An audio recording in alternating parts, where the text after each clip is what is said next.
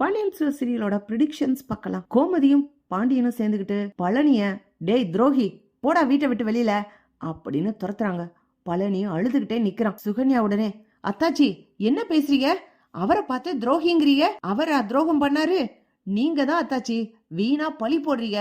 அண்ணனும் நீங்களும் சேர்ந்துகிட்டு இப்படி பண்ணாதீங்க. அவரு பணத்தை எடுக்கவே இல்ல, அப்படி இருந்தும் கடையில பணத்தை திருடிட்டேன்னு அண்ணன் என்ன பேச்சு பேசினாரு. அப்ப கூட வாய் பத்தி தானே இருந்தாரு. துரோகம்னா என்னன்னு இவருக்கு தெரியுமா? இவரை பார்த்து இப்படி பேசுறீங்க அப்படின்னு சுகன்யா பேசும்போது பழனி சொல்றாங்க, சுகன்யா நீ கொஞ்சம் சும்மா இரு. அக்கா ஆமாக்கா நான் துரோகி தான். ஏக்கா நான் சின்ன பிள்ளையில உன் கல்யாணத்தோட நானும் உன் கூட வந்தேன். உன் வீட்லயே தான் வளர்ந்தேன். எனக்கு பின்னாடி பிறந்த பிள்ளைங்க எல்லாரும் அவங்க எல்லாருக்கும் கல்யாணம் ஆச்சுக்கா.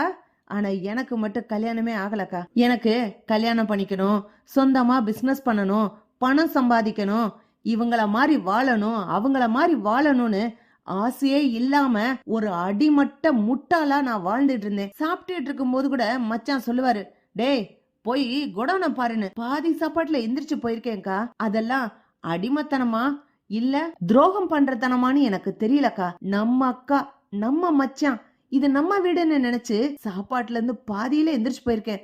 அது வருத்தமால எனக்கு தோணல. இந்த வீட்டுக்காக மாங்கன்னு பாடுபட்டிருக்கேன். கடை நல்லா இருக்கணும்னு அதே மாதிரிதான் பாடுபட்டிருக்கேன். நீங்க எல்லாம் நல்லதானக்கா இருக்கீங்க.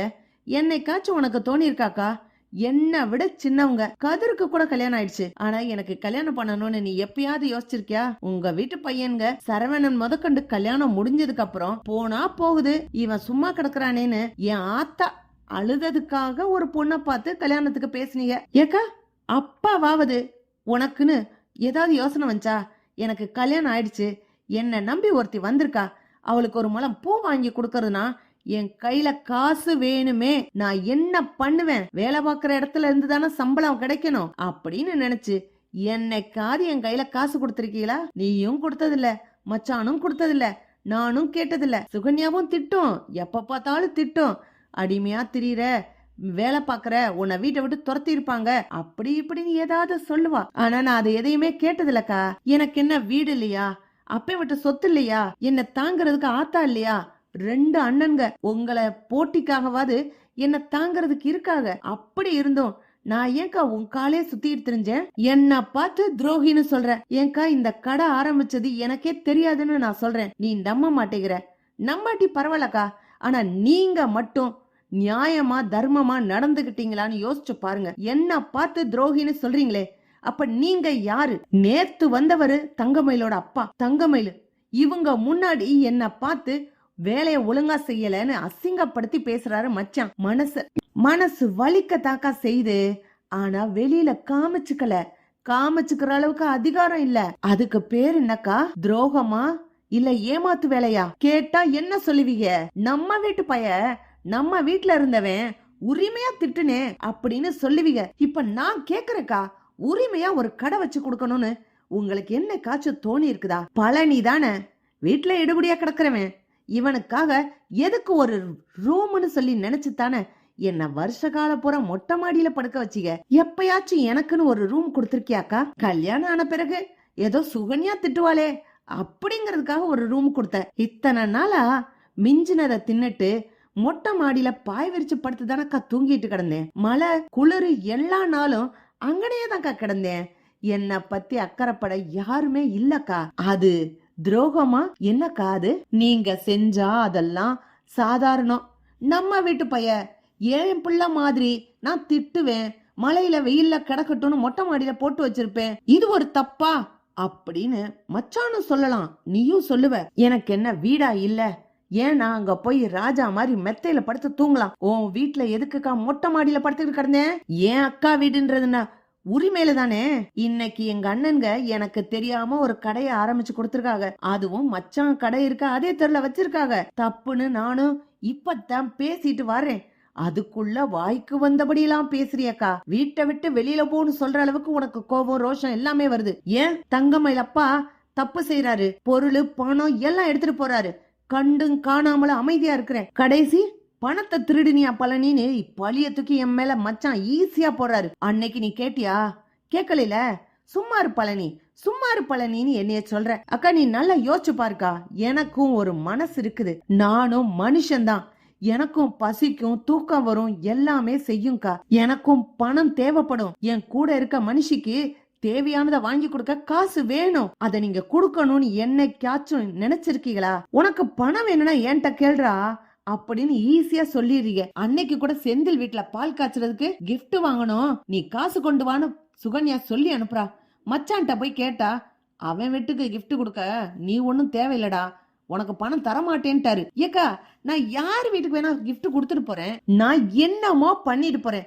எனக்குன்னு உரிய காசை என்கிட்ட கொடுத்தா நான் அதை சந்தோஷமா செலவழிச்சுக்க மாட்டேனா, இல்ல பத்திரமா வச்சுக்கிற மாட்டேனா? எனக்கு தெரியாதுன்னு நீங்க நினைக்கிறீங்களா? அந்த அளவுக்கு நான் என்ன இன்னுமா சின்ன புள்ள? ஏன் எனக்கு கண்ணால பாக்க செந்தில், சரவணன், கதிர் எல்லாம் நல்லா பொழைக்கிறாங்களே.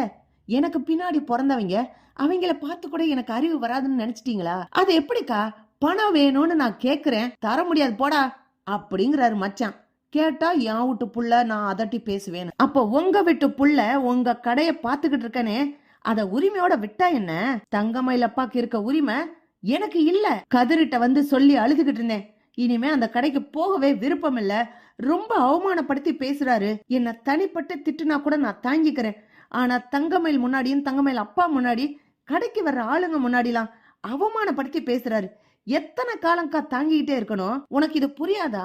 ஏன் மச்சானுக்கு தான் இது புரியாதா அப்படின்னு பழனி கேக்குறாரு. பாண்டியன் அப்படியே திருன்னு முழிச்சுக்கிட்டு இருக்காரு. எனக்கு ஒரு கடை ஆரம்பிச்சு தரேன்னாக, சரின்னு நானும் சொல்லிவிட்டேன். இதை எப்படி வீட்டுல வந்து சொல்றதுன்னு எனக்கு தெரியல. ஆத்தாலே சொல்றேன்னுச்சு, அது சொல்லவும் சொல்லிருச்சு. இதே தெருல ஆரம்பிக்க வேணான்னு இப்பதான் சண்டை போட்டுட்டு வரேன். இந்த விஷயத்த நீங்களே செஞ்சிருந்தா நீங்க நல்லவங்க.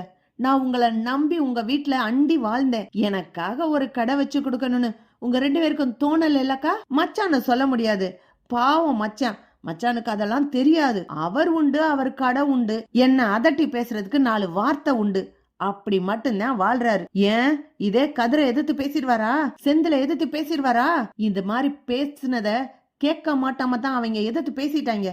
இன்னைக்கு என்னையும் பேச வச்சுட்டாரு மச்சான். நான் துரோகியாவே இருந்துட்டு போறேன்க்கா. ஆனா மச்சானுக்கு போட்டியா அதே தெருல நான் கடை வைக்க மாட்டேன். நானு பஸ் ஸ்டாண்டு பக்கம் வச்சுக்கிறேன்க்கா. என்ன பார்த்து வீட்டை விட்டு வெளியில போடான்னு சொல்லிட்டீல, இனிமே உன் வீட்டுக்குள்ள நான் வரமாட்டேன். நான் துரோகியாவே இருந்துட்டு போறேன்க்கா. நீங்க எல்லாருமே நல்லவங்களா இருங்க. ஆனா நீங்க எனக்கு துரோகம் பண்றீங்கன்னு என்னைக்காச்சும் யோசிச்சு பாருங்க. சொத்தை வித்தீங்க, உங்க 2 பையனுக்கு பிரிச்சு கொடுத்தீங்க. நான் ஏதாவது கேட்டனா? உங்க வீட்டு பிள்ளைன்றீங்களே, அப்ப எனக்கும் உங்க பிள்ளையா நினைச்சு சொத்துல பங்கு கொடுத்துருக்கணும்ல. குடுத்தீங்களா? இல்லையே. நான் வேலை பார்க்கறதுக்கு சம்பளமே கொடுத்ததில்ல. ஒரு டீ குடிக்க 10 ரூபாய் எடுத்தா கூட என்ன திருடேன்னு சொல்லிடுவாருன்னு அந்த கல்லால கை வைக்க கை கூசும். எடுக்க கூட மாட்டேன். என்ன பார்த்து திருடேன்னு வாய் கூசாம மச்சான் பழி போட்டு பேசுறாரு. அதையும் கேட்டுட்டு நீ அமைதியாதாக்கா இருக்க. எல்லாம் நீங்க எல்லாம் ஒரு குடும்பம்க்கா. நான் துரோகியா என்னைக்கே உனக்கு தெரிஞ்சுட்டேன். எனக்கு தாக்கா புரியல. சுகன்யா சொல்லிக்கிட்டே இருந்துச்சு, நான் தான் சுகன்யா பேச்ச நம்பல. விடு, நம்மக்கா நம்ம மச்சான் அப்படின்னு நினைச்சேன். ஆனா வேறக்கா, நீ வேற, மச்சான் வேறன்றத காமிச்சிட்டீங்க போக்கா அப்படின்னு பழனி துண்ட உதறி தோல்ல போட்டுட்டு அப்படியே விறுவிறுன்னு நடந்து வெளியில போறாரு. கோமதியும் பாண்டியனும் வேகமா வந்து, டேய் பழனி, இல்லடா, நீ இவ்வளவு ஆதங்கத்தை மனசுக்குள்ள வச்சிருப்பேன்னு நான் யோசிக்கவே இல்ல. மச்சான் உனக்கு துரோகம் பண்ணுவாருன்னு நீ நினைச்சியா? டேய் நில்லடா. கா போதும் போக்கா. உன் கடையில வேலை பார்த்ததுக்கு நீ என்ன துரோகின்னு சொன்னீல, அத நான் சம்பளமா எடுத்துக்கிட்டு போறேக்கா. விடு, நான் துரோகியவே இருந்துட்டு போறேன். மச்சான் பாக்கலாம் மச்சான், நான் துரோகிதான் அப்படின்ட்டு பாண்டியன் போறாரு. அப்படின்ட்டு பழனி போறாரு. பாண்டியன் வேகமா வந்து, பழனி என்ன மன்னிச்சிடுறா, நான் செஞ்சது தப்புதான். நானே தப்பு செஞ்சிருந்தாலும் ஒருத்தர் சுட்டி காட்டுனாதான் எனக்கு அந்த தப்பு புரியுது. என்ன மன்னிச்சிடுறா, நான் தப்பு தாண்டா பண்ணிட்டேன், என்ன மன்னிச்சிரு அப்படின்னு பாண்டியன் பழனி கிட்ட மன்னிப்பு கேக்குறாரு. இப்படி போனா நல்லா இருக்கும். பார்க்கலாம் ஃப்ரெண்ட்ஸ். லைக் பண்ணுங்க, ஷேர் பண்ணுங்க, கமெண்ட் பண்ணுங்க. Thank you friends.